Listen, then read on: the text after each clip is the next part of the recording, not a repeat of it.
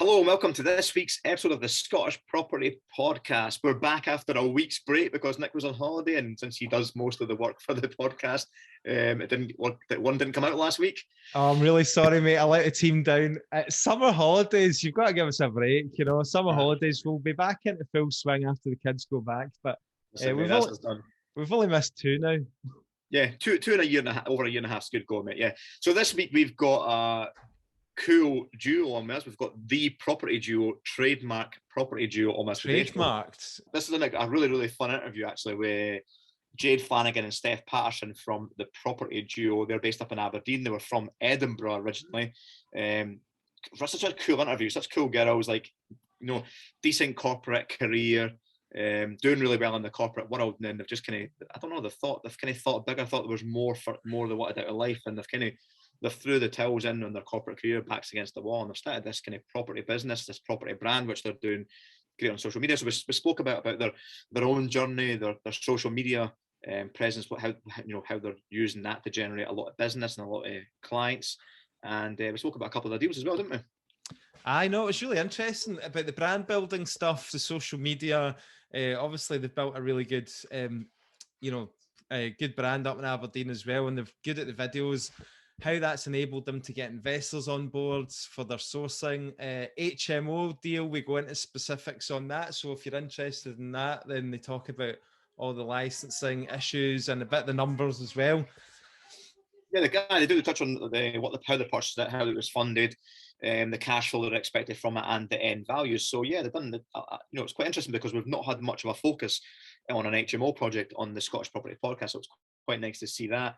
And obviously they're heavily focused on Aberdeen at the moment, so it's good to get a chat with that. So without further ado, let's cut to the interview, guys. Welcome to the Scottish Property Podcast, the Property Duo. Thank you very much for joining us, girls. Our pleasure. Thanks for having us. Thank you. Can you start by telling the listeners a little bit about yourselves and kind of what your background is, so get a little bit of feel for who you guys are? Yeah, sure. Well, I won't start from 1985. I'm never like going to Jade let has this done one on a down. podcast before, Never. So I'll start a little bit later in our journey. So Jade and I have been best friends for the last 25, 26 years. Grew up together in a very small town in Scotland, and have kind of always been really tight. Always wanted the best for each other, and kind of followed each other about, haven't we? Yeah. Really, right up until I you left me. You abandoned me. I abandoned you about 6 years or so ago to push on our careers, because I think at the time we were fully involved in our corporate careers, and that's all we kind of saw, but we always wanted to do something more. So it wasn't until kind of the 2017-ish where we started to take it more seriously in terms of what we wanted to do together. And then we'd done a few buy-to-lets together already. And then the following year after that, we refurbed your house, made different mistakes along the way, as you do when you start out in property. The first property that I have that we got in 2013 sitting in negative equity because you're buying in the wrong area and all these kind of things, going over expensive refurbs, these sort of things. So decided to get educated, learn about different strategies in property. And then it wasn't until last year there was a big change for us, because we were getting to the point where we were fed up of being apart. It'd been 5 or 6 years being soulmates, and I was in Hong Kong, Jade was still back in Aberdeen working, and I got made redundant in May last year.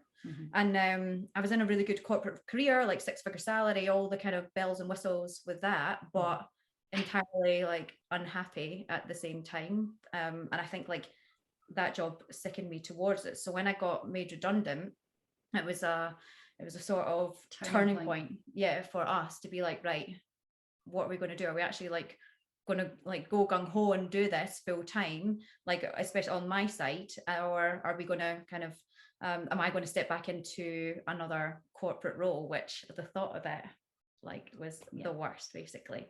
So I was in a relationship that I didn't want to be in, so it was all kind of coming to a point where it was the right thing to move back home to push the business, because what we'd originally thought as well was that we were always wanted to be in property, and Jade would do the kind of portfolio building whilst I was away, and I would kind of like fund the projects and she would source the deals and do it that way. And then when we did find out more about like the strategies and things and how you can help clients and everything like that, then we realized that there was actually kind of a full-time business that we could you can cash flow your salaries at the same time as building your own portfolio. Exactly. So made that leap. I came back in September. Jade went full-time in the business in February this year. Yeah, and we've been pushing it and pushing it and pushing it ever since. Like, backs against the wall, let's go. Good. And Jade, share the car, all these kind of things. give us a little bit of background on you, Jade, because you were you were pushed a little bit early from your corporate role, weren't you?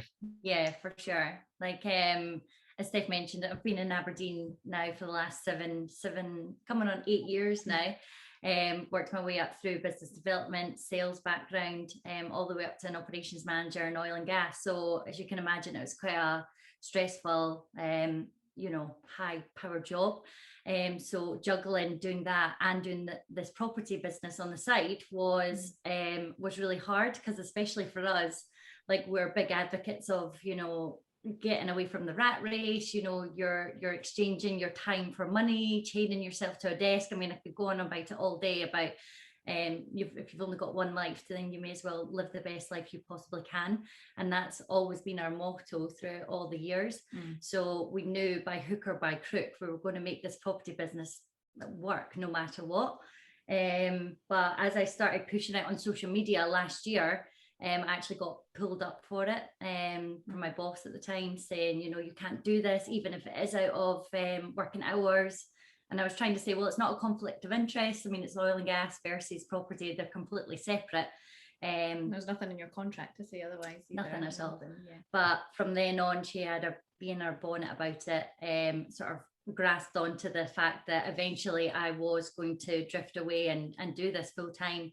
And unfortunately, she beat me to the punch, and got fired. She made the decision easy for you then. I know. Definitely was. Yeah, we always had a plan where it was basically April. That was where we were working towards. And she just beat me to it. But it couldn't have come at a better time, because we keep saying, when we look back at it, it suddenly ramped our business up from February onwards, because then I could be in it absolutely full time. We could push out together on social media, really push the property duo, the brand, really build it. And I think those couple of extra months this year has really helped us propel forward. So I think it was definitely the right decision. And how's that transition been between kind of the corporate role, the corporate life, to full-time and property then? Yeah, I think it's been challenging. Yeah, I'm like trying to think of the right word for it.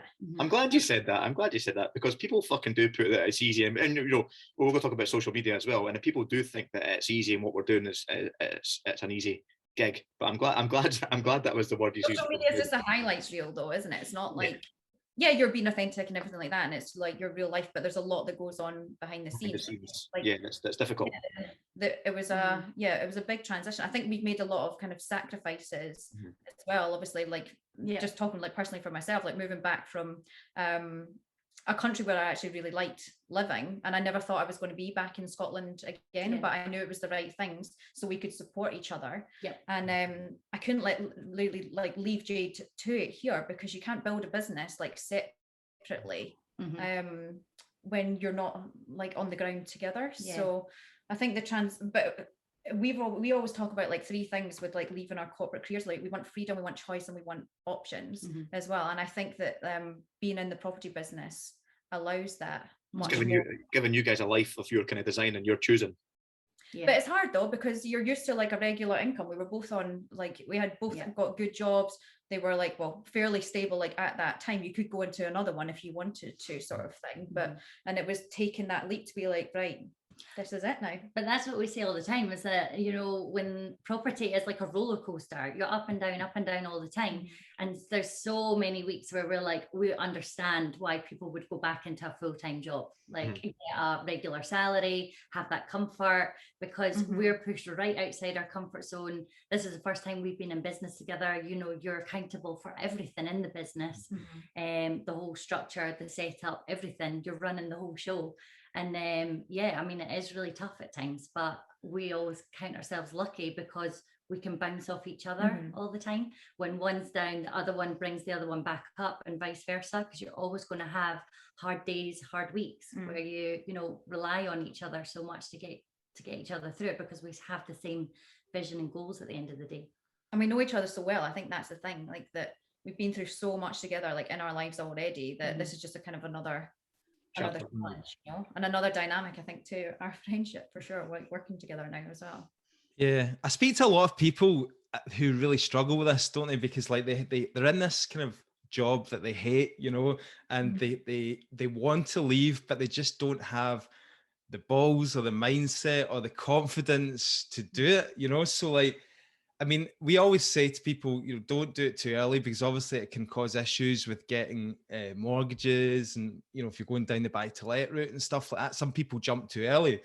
But you know, is there anything like, you know, financially, how did you come to kind of make that decision? Or, you know, Jade, you were kind of like, you had the decision made for you, but like, was it quite scary financially going from a good salary to, you know, basically, I don't know what else you had going on, but you know, did you guys have like partners to support you, or like family to fall back on, or did you have savings? Like, how did you have a bit behind you to kind of be able to feel confident?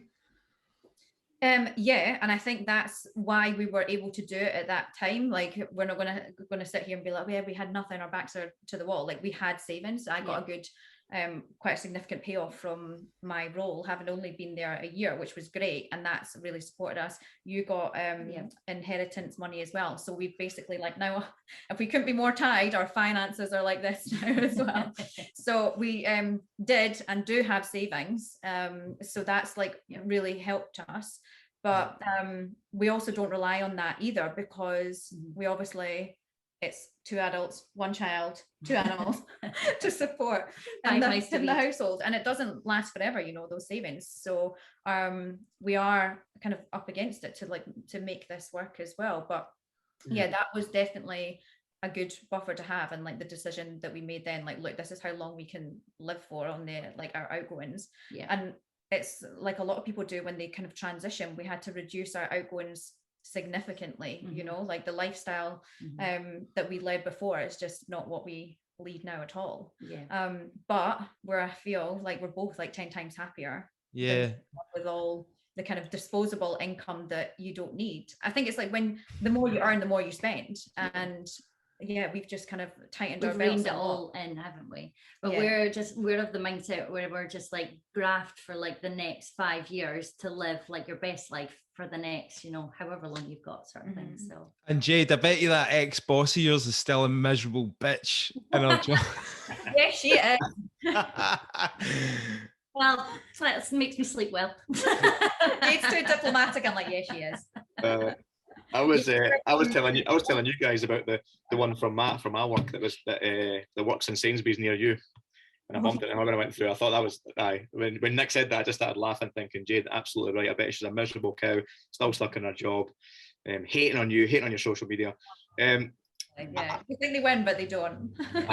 I've got a kind of question. I'm always intrigued to see how, like, what your kind of circle was growing up, like family and friends. Did you have like kind of entrepreneurial people, or people that are in property that could kind of show you a bit of the way, or was this something that you've kind of stepped out of in your own? Well, the biggest hopes that my mum had for me growing up was an air stewardess. So no offense to anybody that's listening, that's their job, but that's what my mum wanted me to do. That's what she kept saying, you know, you should get into that, you know, travel the world. I'm like, Mum, you don't get to see these places, like you'll be stuck in a job forever. But no, I think our family sort of just went down the very traditional road that I think a lot of people, like, we hear it a lot from people growing up, that, you know, go to school, go to university, get a good job, like work your way up the corporate ladder. That was basically instilled in us from childhood, like that's basically the roles that we were meant to take on. And if you know, funnily enough, we've always, you know, felt that there was more to life with each other. We would always be dreaming bigger. Like, I remember when we were teenagers and we were like, we should definitely own a nightclub one day. Like 100%, that's what we're gonna do when we're older. We'll run the nightclub. Can you imagine? No. We could still do that one day. You drink all the profits. That's true. It probably would make a lot. So what was the trigger for property then? What was the kind of, do you remember what the trigger was? Do you know, we were talking about this recently and we can't remember the exact crux point of being like, it's going to be property. Like, I think for the longest time, like I really love getting into refurbs, like before and afters, like quite creative that way. And, you know, I love transforming places and things like that. And I think we just started naturally coming to this point where we were like, we want to get into something like that. Potentially we could build on something much bigger through property. Did you used to watch all the shows like Sarah Beanie and all that? One, of course, of course. I by the way, I heard that Changing Rooms is coming back on the telly, so you definitely know you're in an absolute property boom when these shows start popping up. That was awesome back in the day. Yeah, 100%. Life goal to meet Sarah Beanie. Oh, that'd be great. If she's listening. Well, you might be able to reach her through your social media channels, because you guys have been really, really prominent on social media, particularly LinkedIn. You're building the brand really well. Can you kind of talk us through how you're finding that and a bit of the pros and cons of social media? Because it's not been that easy for you guys, is it?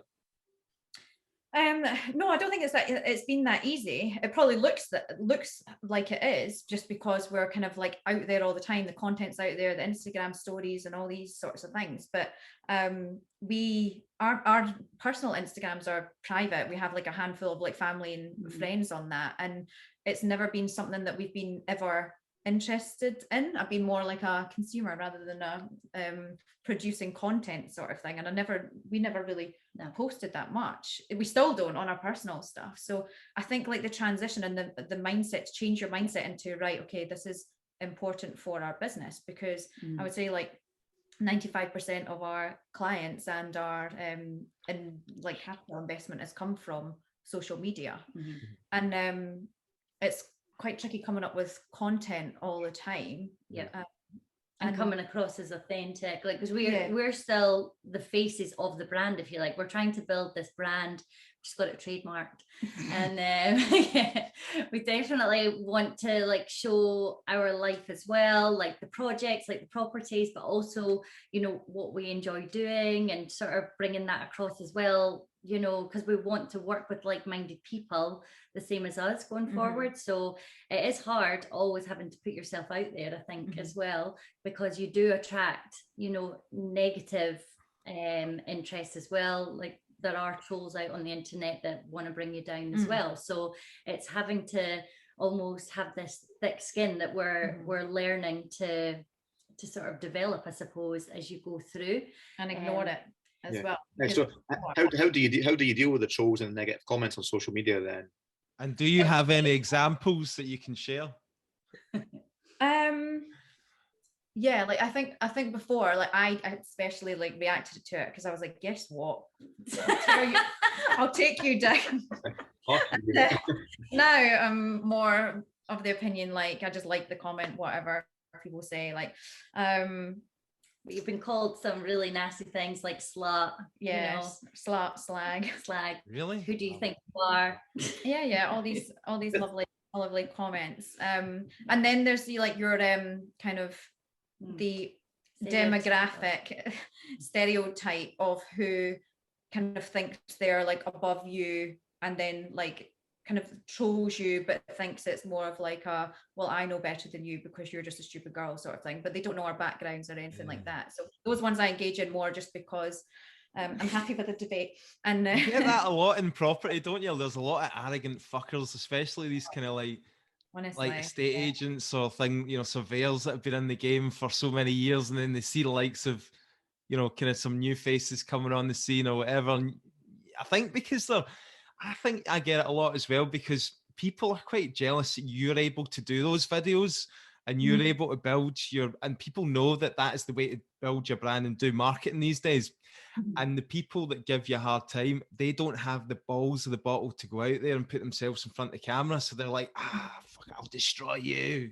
Yeah, definitely. And we still get it a lot, but I think it's more about like, we've got resilience in bucket loads now compared to what we had on social media. Because before I would be like awake at night, like if someone had like said something, I'd be like, oh, maybe I should say that, maybe I should say that. And now I'm like, no, it's just so much easier just to delete and block now. Like, if they're really nasty ones, then we would just delete and block. But it does affect your mindset when you're putting content out there and someone's kind of trying to tear you down or slag you, kind of doubt yourself and what you're trying to do. So I suppose that's quite difficult in the beginning. Now I'm like, disclaimer, this is not what I'm meaning this. And then you start to overthink it a bit, because we put personal posts out as well, and it's like, I've talked to you about this, Stephen, before. We both have, about like, it's not about like the vanity metrics. We're not doing it for that or for the likes or reactions. Like, we test and measure like every post that goes out, like what's working, what's not, what's bringing in income, what's bringing in sourcing clients. And we like, it's purely for a business. Like, we wouldn't be doing it otherwise, you know? And that's, I think, the important thing that people kind of don't get. You think you're putting yourself out there because you're trying to show off. No, there's a target market. There's a purpose for these posts. A purpose of what you're trying to achieve for these posts, isn't there? Yeah. There's always a purpose behind them. Have you not done the TikTok dances yet? Are you guys on TikTok? I love your ones, Nick. No. Too old for that. One yesterday, I was pissing myself. I've got I don't know how good it is for attracting investors, by the way, but I've got 3 kids under the age of 10, so I've almost got an excuse to get away with it. But brilliant. Yeah, my daughter's on TikTok all the time. I think we're going to have to learn how to use it, basically, from her. You get some amount of abuse on that, by the way, some amount of trolls, and it's generally, I mean, I'm sure it is probably just like little angry teenagers that are like 14, like that are going through puberty, and they're just like, who's this? Who's this old bastard? Like, we just slag him.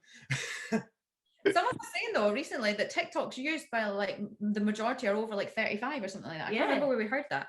Well, I don't know. I haven't entered into the world of TikTok. We're just Instagram and LinkedIn at the moment. I think we're missing a trick with Facebook. So that's what I mean, though. You could spend a lot of your day thinking up content and posting it out. So what's working for you then in terms? I mean, I know you do Instagram, LinkedIn. Is that the kind of two that you focused on, that you focus the most on? Yeah, the majority of business comes from LinkedIn, and then we kind of like direct to Instagram as well, and that's more like updates on projects and kind of like our daily life sort of thing. And updating the story and things, so more daily updating that as well. But LinkedIn is more of a professional platform, I suppose, so we're targeting a specific demographic and looking to raise investment really for our future projects. And you've obviously managed to get a few already that you've managed to be successful. Before we kind of talk about a couple of the deals there, what's the roles in the duo, and who's got the resting bitch face? Who do you think's got the resting bitch face? Well, as I was asking the question, I was looking directly at you, Stef, and looking. What's this? You'll need to enlighten me here, guys. I'm lost here with this. This is some of the social media abuse that they get, and people that call one of them a resting bitch face. Apparently I've got an RBF. Oh, that's what I mean. A true story though, all the way through high school, people used to come up to me and say, why does Stef hate me? And then I'd go up to you and be like, do you know so-and-so? And you'd be like, what? I don't even know them. I'm like, because you walk through the hall with your RBS. So what do you get? What's the kind of roles in the duo? What do you kind of each other do, or do you just kind of focus on the same things or share the responsibilities? I think like when we first started out really pushing the property duo last year and things like that, like we still do at the moment overlap a lot of the jobs, but because it's a business, we wanted to get involved in everything together so that we understand fully what it takes to run the business. Naturally, it is sort of being a bit more split out where I'm getting involved a lot more in sort of the refurb, the project management, although Stef does enjoy that part as well, coming and looking at that part too. Looking at that part. Looking, but not getting our hands dirty though. And you're sort of looking more on the routines, the processes, procedures, raising investment, content. So your comfort zone is definitely behind the laptop more, isn't it? Yeah, I would say so. And I think that's good. Like, it's good to have different strengths. And I think it's going to naturally evolve that way as we go forward. But as we're still like in our like infancy still. It's only been like just over a year that we've been trading properly. That we want to know the business inside out. So I want to get still involved in the refurbs. You're still like raising finance as well. So it's it'll naturally come to that point as we grow. Yeah, absolutely. And you guys are starting to get good momentum with the projects you're picking up. And I'm keen to know more about this HMO, because we've not really had many people come on the Scottish Property Podcast and talk about HMOs. It's not a real big strategy in Scotland. So you guys have just picked up the keys or you're in the renovation process, the keys for a HMO project in Aberdeen. Yeah, that's right. And for us as well, I think because we've just started out, sort of, it's we've been looking at single units and sort of probing the concept, if you like, with the single units. And this one actually came about through future property auctions. So we picked it up at an auction. It already had an HMO license on it. So it was something that we were looking at, and potentially we might not have jumped into an HMO straight away. But because it was already set up that way and it looked like a really good deal, we did our due diligence on it and ran the numbers. We actually managed to pick that one up at 118,000 when it was valued in its current state about 190. So we ran all the numbers, had a look at it, picked up the keys, because obviously we had to finance that one slightly differently because it was through an auction house. We had to complete on that within a couple of weeks. So we ended up raising private investor finance plus bridging, so that we could do it on a sort of shorter time frame, and then we'll look to put a mortgage on it once the refurb's complete by the end of August. But yeah, with that one, it's an exciting opportunity for us as well. And Steph's done a lot of really hard work, working with the local HMO officer, and really it's been a huge learning curve for us, because we haven't done one of these before. So it's been like chucked in at the deep end, understanding the regulations, what you need to do. And it's been great working with the HMO officer in the area as well, because they've been so helpful, and the fire officer as well, on what we need to do. So we're all aligned with our building team and the project management, so that we can sort of have a smooth transition with getting the license sorted and then getting it tenanted. So we're on a bit of a time limit with it, because obviously we want to pay back the bridging, etc., and then the students start kind of mid-September. I think it's like September 20th. So we want to be able to advertise it and get students in, so we capture those before the university starts. And it's a 4-bed HMO, so it'll be really good cash flow. That's what we wanted to step into, like after the single units that we've been doing, to add to our portfolio, and also obviously helping clients as well. So it's a good, again, like test and measure for us, like learning all the way through it. And I think that's the best way to learn sometimes as well, like when you're in it. And there's still a lot, even though it was an HMO before regulations change, it hasn't been an HMO for quite a while. So there are still a lot of things like that go into it, but it'll just make the next project easier for us. And I think we looked at the yield on that one. I think, what was it, like 12%? Yeah. Worked out over the 10 months. So over the 10 months, pretty good cash flow. So I've got a few questions about the HMO kind of up in Aberdeen. So you said it's like you're going to target the student market. Are you going to be renting that out as like to a group of friends, or are you going to be doing it like room by room? We've got a meeting with a letting agent on Friday, so we're going to discuss what's the best way, because he'll be able to guide us a little bit better on that, whether we do it as like one contract or I would assume it would go down like the kind of one contract route. I think that's the way things are done in Aberdeen at the moment. So we'll see what's the best way to do it on that. And did you ever look at like, sorry Steve, on you. No, I was just going to say, did you I heard you kind of mention your kind of worked out your yield or your cash flow based on the 10 months. Did you just, I'm assuming because of the change in the new PRTs, that the students can leave for that kind of couple of months in the summer? I think that's where you worked out your numbers for a student HMO. That's our minimum, but we're also thinking as well that we do want to maybe test out the SA market potentially over the summer, or start advertising if it is going to have a void period, then maybe we could still do something with it over the couple of months and let it out. So that was just based on worst case scenario for the student market. And see with the HMO licenses and all that, I mean, there's quite a lot. Is it quite difficult in terms of what you need to do, or were you kind of surprised that was it quite straightforward?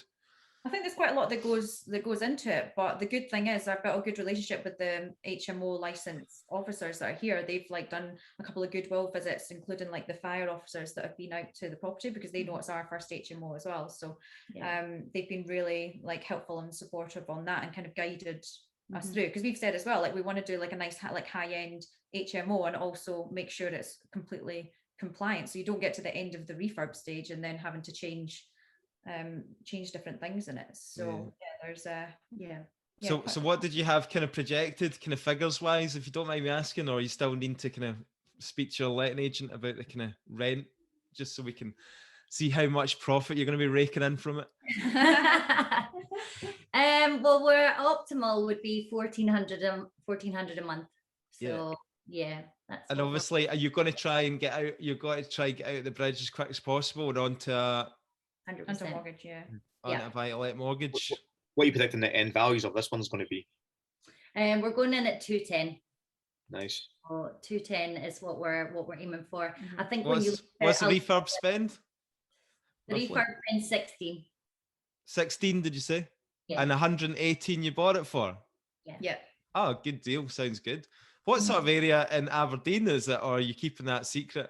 No, it's at Bedford Place, so it's up near the university. So Aberdeen has 2 universities. So it's obviously it is the oil and gas capital, and renewables are up and coming here as well. But it is great for the student market as well, having 2 of the best universities in Scotland. So I'm fine at the moment in Glasgow, because I obviously do lettings myself, but at the moment in Glasgow, the demand for the student properties is absolutely off the scale. So if you guys get that one done and dusted and on the market, I think you'll I mean, you could probably even push the price up a bit because the demand's so huge. Because basically all the students, there was like a mass exodus.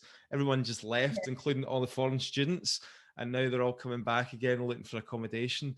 So, I think as well, like looking at the standards of rental accommodation, especially in Aberdeen, it's not to the best standard, and I think that's what we're trying to set ourselves apart with as well, is doing these refurbs to a good standard. Like we want like even students to have a good rental place to live, because it is, you know. Well, I think gone are the days that, you know, students are skint as well, you know, like all the students that I deal with, they've all come from really wealthy families and stuff like that. And, you know, their parents are backing them as guarantors and they just want a really nice place for them to stay.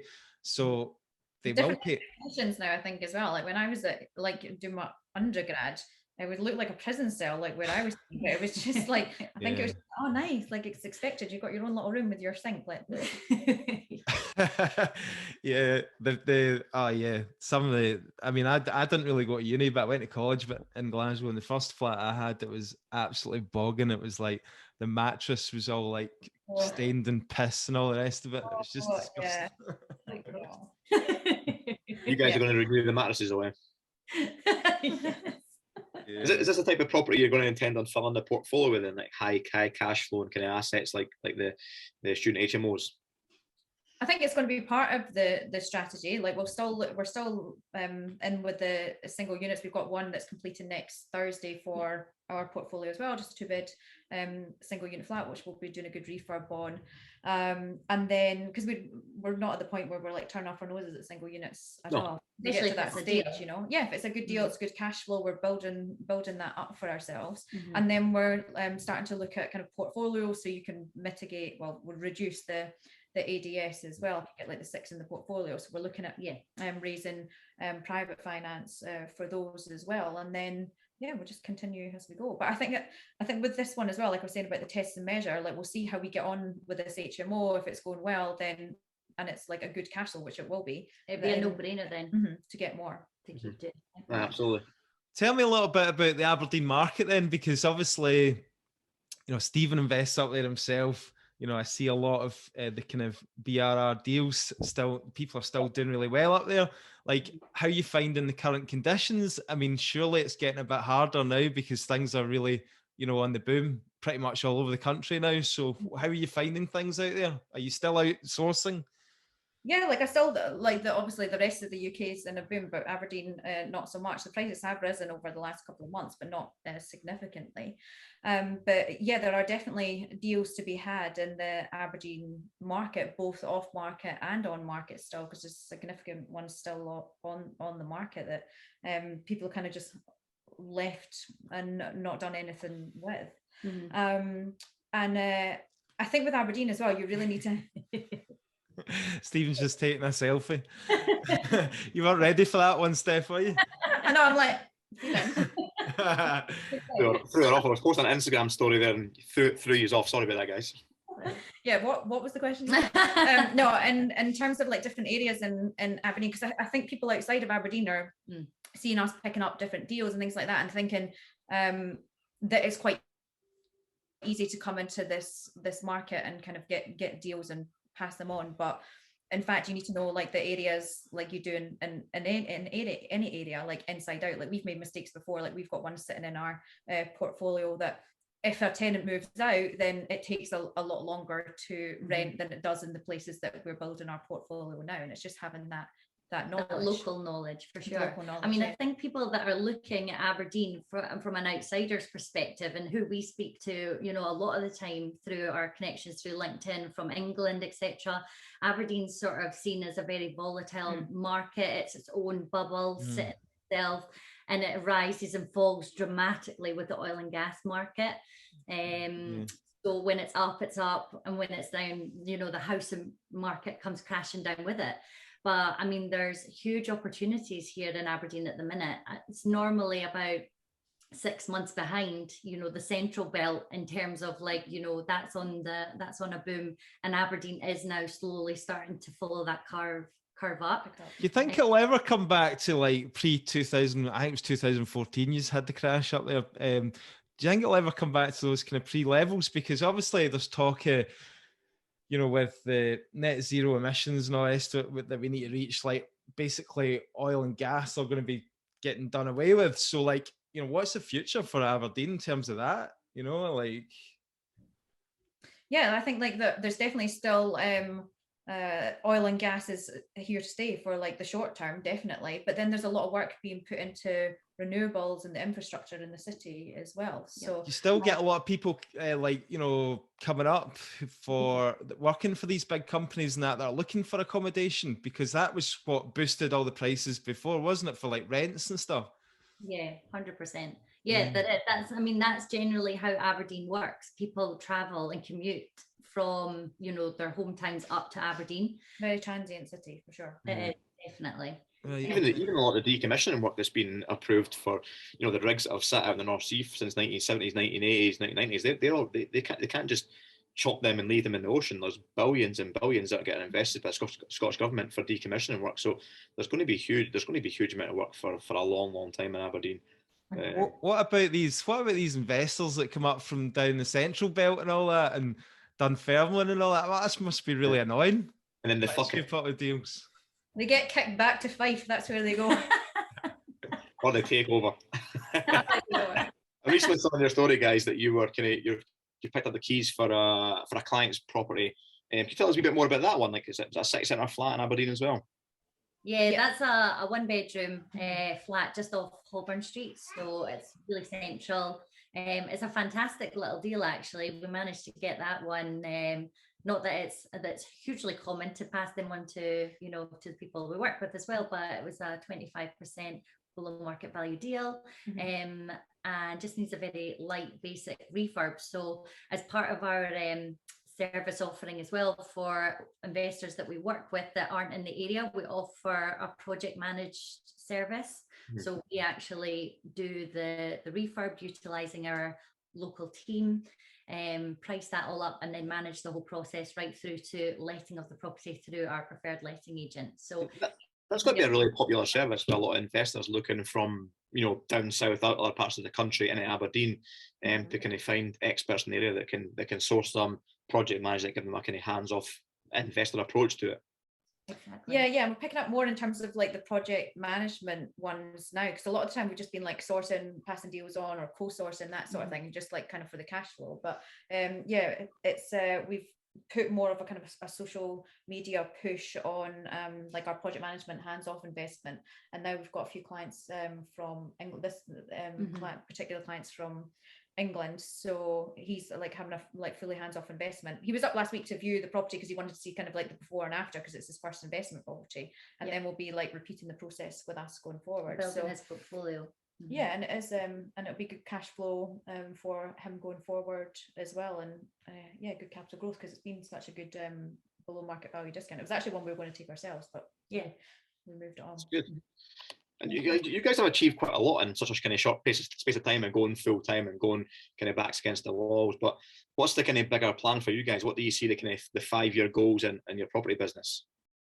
5-year goals. Ooh. Well, I think look back. Yeah, the last 5 years. If you actually like, I know, because I'm like, well, if you look back over the last 5 years, like from where we were to where we've come from now, I'm like kind of blown away by like what we've done and achieved. So yeah, I think like for the next 5 years, we definitely want to continue like building our portfolio, like in the next couple of years, that short term, like really ramp that up. And then probably more in like the 5-year kind of goal is more like ground up type developments. We always talk about wanting to do these bespoke type kind of like housing developments. But I think you need to, like with anything, right, your career or in property, you need to like start somewhere. So we're starting where we are, getting all the like the ground up knowledge, working with clients, and building all the base and foundations, building our portfolio further, and then learn more to move into that realm in the next 5 years. I think as well as property, there's like so many different aspects to property that you can very easily be like, oh, shiny object everywhere, I want to get involved in everything right now, because there has been times where we have had to rein ourselves back in because we do want to, do everything. But I think it's just, there'll be opportunities that'll come around over the next couple of years that, we would probably jump on. And there's things that we still want to do. And I'm assuming a lot of that'll come from your network as well. And how important do you think your network is in the property kind of business you're in? Hugely. Like, I think your network is everything. You were about to say your network is your net worth there. You were about to say that. Just say your network is your net worth. No, I'm joking. So I think it's like important to have like a good network and community kind of around you, for sure. Like we talk about the importance of that a lot, being able to, because it's so intense with us together and working in business, you kind of need to step away from that, and we've got other people that we can talk to that like support us, we support them through like follows you obviously, and I think that's like hugely important, building those relationships, and we're ones for keeping our circle small as well. So I think it's good that the people that we've built really strong relationships with in the property circles, and we value their advice and their experience as well. People are all on different stages and different journeys, and there's lots that we can learn off people as well. So it's and we've said that recently, it's been so amazing, the network that's opened up to us over the last year and the connections we've made.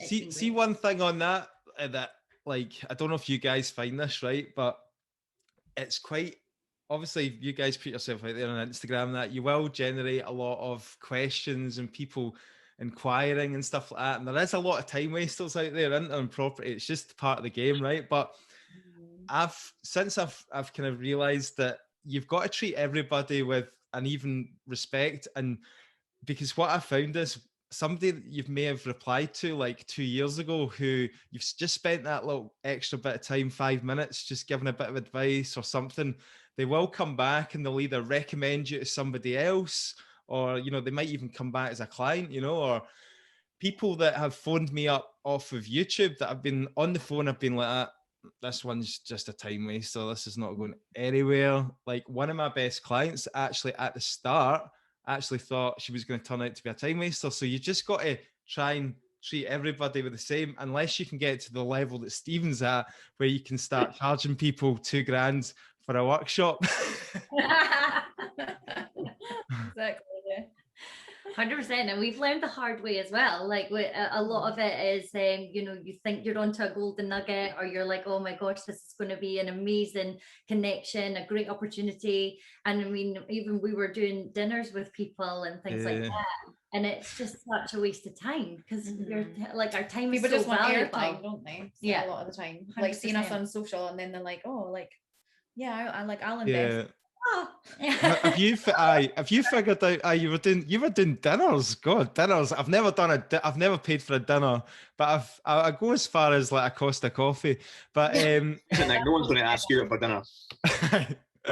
well, that's a point.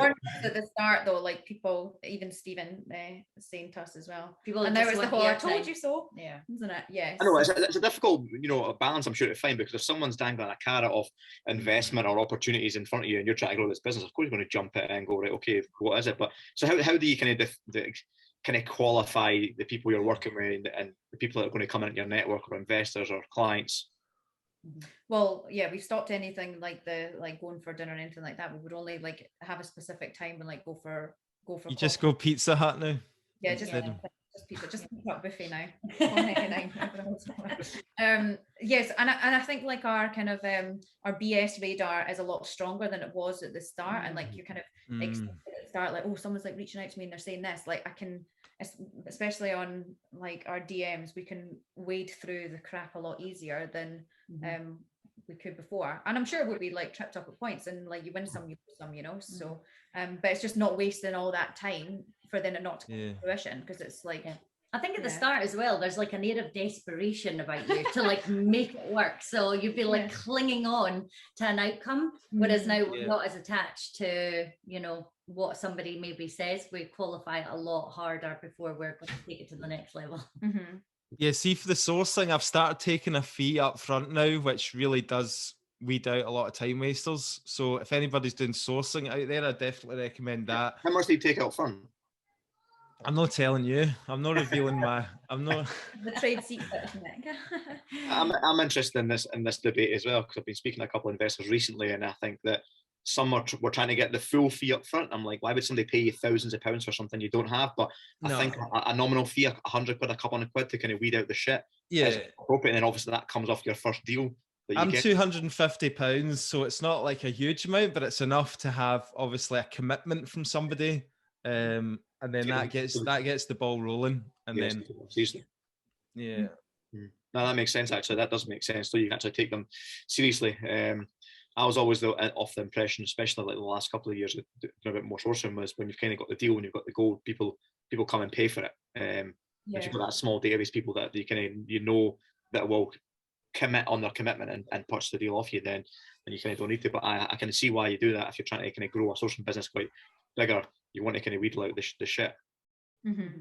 Yeah, we've talked about that quite a lot recently, and like with you as well, Stephen, like in terms of the strategy for that. And we're looking at both at the moment. I'm loving it, guys. I'm loving it. I'm loving how much I've grown in the kind of short time I've known you as well, like, and how much the business has grown. Can't wait to see it in the future, see it flourish more, and get you back on for another episode. I think we said that as well, though, with looking back at the people we were at the start of the year versus now, we're like completely different people. It's so funny how much you can change in such a short space of time. And the thing that we constantly harp on about and work on daily, weekly is mindset, because it's the one thing that's going to keep you or take you out the game, basically. It could be very easy just to say, get on a flight to Dubai. Yeah, which you've threatened me on bad days. Now that you're working with Stephen, you'll be 10x in this next year anyway. So, for sure. Well, you guys have got huge goals. I'm looking forward to working with the guys because I've got huge goals. Like you guys, want to add. How many properties you want to add to your own portfolio this year? 15. Good goals. I like the solid. I like kind of what you touched on as well before about having that solid foundation, that base of assets first and foremost. Grow your client base before you kind of start going on to bigger developments, because it is, people can kind of get carried away and I want to build houses, I want to go and do this, I want to do that, but don't actually have the foundation of a business or a property portfolio in the background to kind of make sure they're secure and the business is safe. For sure. Right, guys, before we wrap up, can you tell the listeners where they can reach out to you, where you're so prominent on social media, and where they can kind of follow your journey and see you guys grow? Yeah, absolutely. So LinkedIn and Instagram are the main ones. So LinkedIn, we are individual profiles on that. So Jade Flannigan and Stef Paterson. And then on Instagram, we are the_property_duo. Nice. And you've both got your personal profiles on LinkedIn as well? Yes, that was just our named ones. We've got property duo on there, but we haven't done much with it, and it's more just our individual names on there. Yeah. Well done, guys. You've built a really good brand, and like you say, everybody knows you're the property duo, so we're delighted to have you on. Brilliant. Thanks so much. Thank Really you. Well, appreciate guys, thanks for joining us. So that was Jade and Steph there, property duo up in Aberdeen. Follow them on Instagram because they've got some great posts and some valuable educational stuff as well. They share some really useful stuff. So hope you guys enjoyed that. As always, if you can take a screenshot and tag myself and Stephen and the property duo in the post, then we'll put it out to our followers as well. Yeah, absolutely, guys. I hope you enjoyed that interview and took something from it. Thanks for listening. We've got a little announcement as well. Shall we break it? Let's break it. Let's do it. Let's breaking news, guys.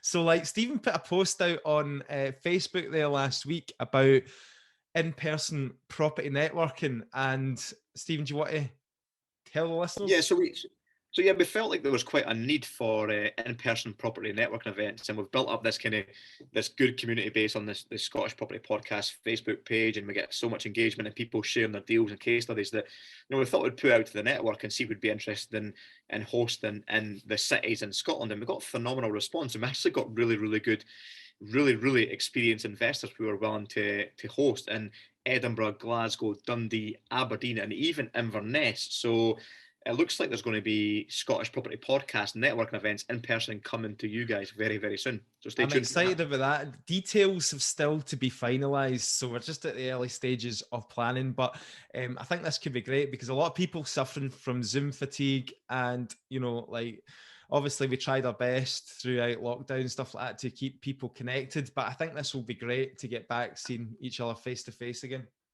Absolutely, and we've interviewed probably 60, 70 people on this podcast in the last year and a half. Most of them haven't actually met in person.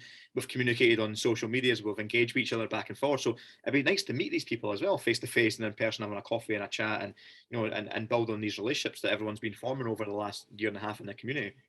Definitely. So you look forward to that. Coffee and shortbread on myself and Stephen. Hey guys, thanks for listening. Thanks. Bye for now.